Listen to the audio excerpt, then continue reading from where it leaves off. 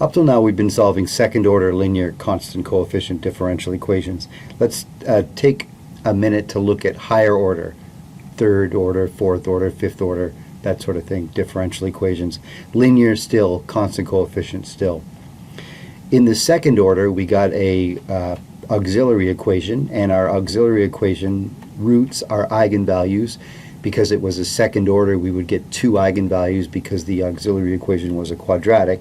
And if we got an eigenvalue of, let's say, 7, a real eigenvalue, that gave us a little solution of e to the 7t. If we got real and the same eigenvalues, like let's say 3 and 3, then we got little solutions of e to the 3t and t e to the 3t. This extra t was to account for this repeated eigenvalue. If we got complex conjugate eigenvalues, they always came in a pair. So like this 2 plus or minus 4i, we got two little solutions out of that. E to the real part t, sine imaginary part t, and e to the real part t, cos imaginary part t. We got two little solutions for that. And then our homogeneous solution was just a linear combination of whatever we got as these little solutions.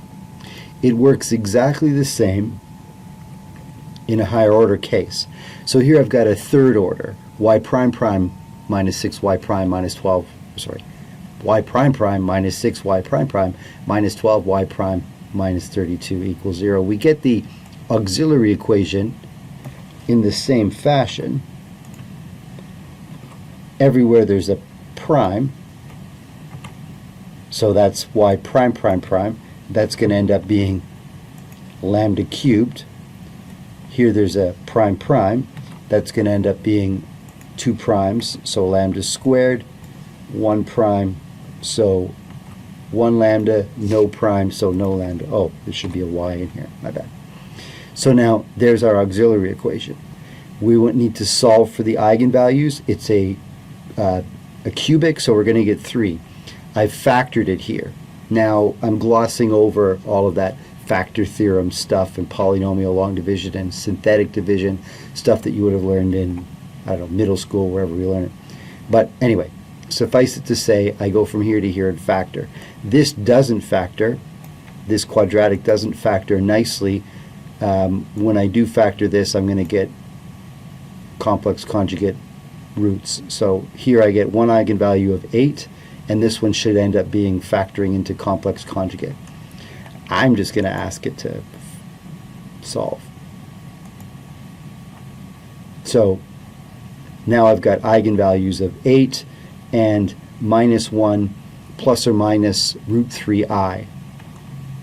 So the 8 is going to correspond to a piece that looks like this, e to the 8t. The complex conjugate pair are going to correspond to two little pieces like this, but it'll be e to the real part, the minus 1, and trig imaginary part, the root 3t. So now as soon as we know the eigenvalues, we can put down what the homogeneous solution is going to be. That should be a linear combination. So C1 times one of the solutions, I'm going to go with the real one first,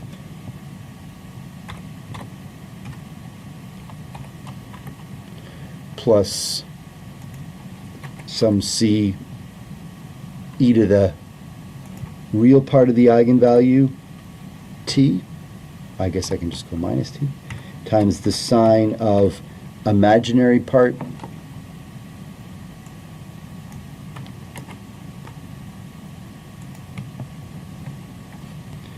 t, plus c 3 e to the real part t, cos imaginary part t.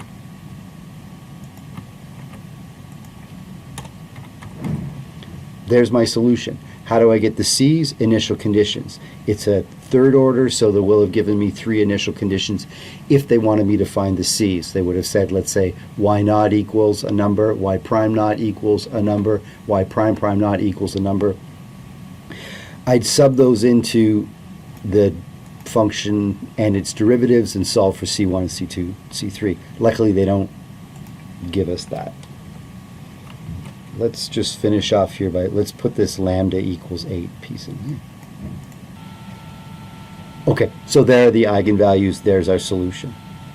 So this works the same as it did with second order. We train, we learn on second order, but our techniques extrapolate up to third order and above.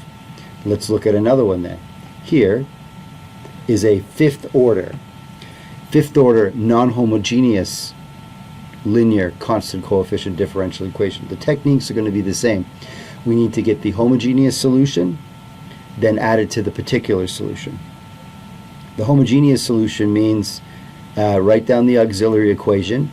So everywhere lambda squared corresponds to the y prime prime, lambda to the fourth corresponds to the y prime prime prime prime, and so on. There's my auxiliary equation. I'm finding the homogeneous equation. I factored it. This is a fifth order, so I should get 5 eigenvalues. I do. 1, 2. I get 2 from this complex conjugate pair. I get 2 from this repeated, 1 and 1. And I get 1 of this eigenvalue of -3. So let's write down what our eigenvalues are. I get an eigenvalue of, let's look at this one here. This is going to be plus or minus 2i.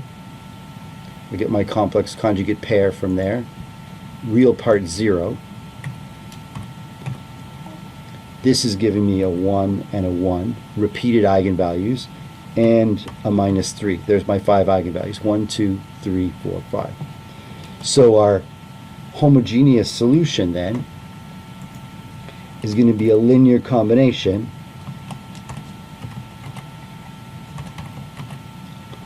of, so C1 times, let's take care of these trig pieces first. That's going to be e to the real part, e to the 0t, so I'm not going to write it, times sine imaginary part plus c some constant cos imaginary part t plus, now let's take care of this first one. This first one is just going to be some constant e to the 1t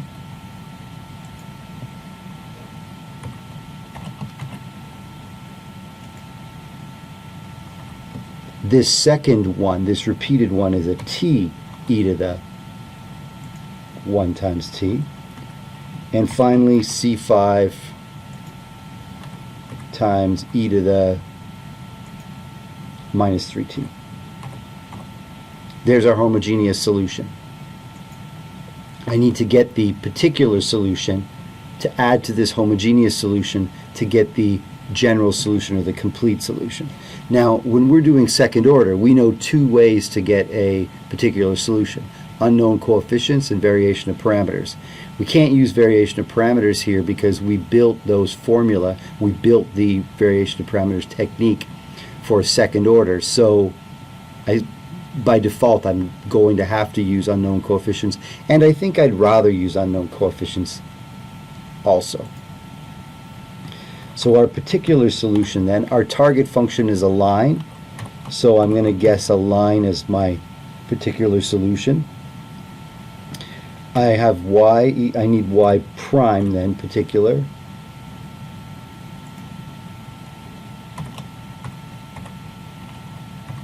And then all the other derivatives, y prime prime is going to be 0, y prime prime is going to be 0, y prime prime prime. All the primes after are going to be 0, so I'm not going to write them out. They're all going to be 0 here. So that'll be 0 for the 5th derivative, 4th derivative, 3rd derivative, etc. Let's sub that in. There's going to be all those zeros plus -20 times y prime plus 12 times the y is supposed to equal to the target function. And now it's a matter of just figure out what a and b such that this is always true. It looks like if I look at the a term, a has to be, a is going to have to be a half for this to work out.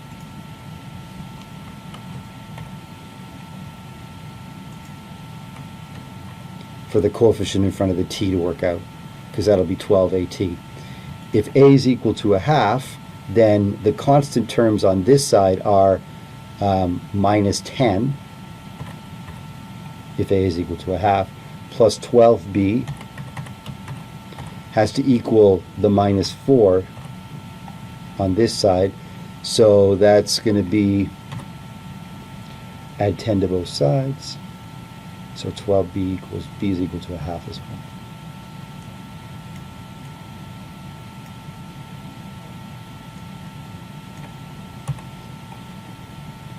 That means my particular solution, using unknown coefficients,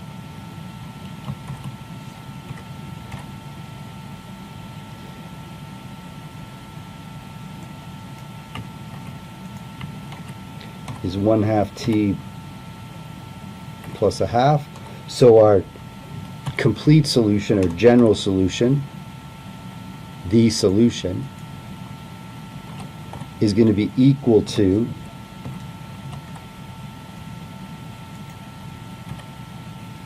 the homogeneous solution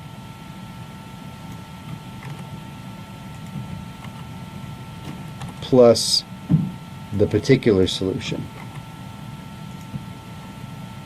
At this point, this is the point in the process where if they would have given me initial conditions, and they could have given me 5, if they would have given me initial conditions, now I can sub in and get the C's.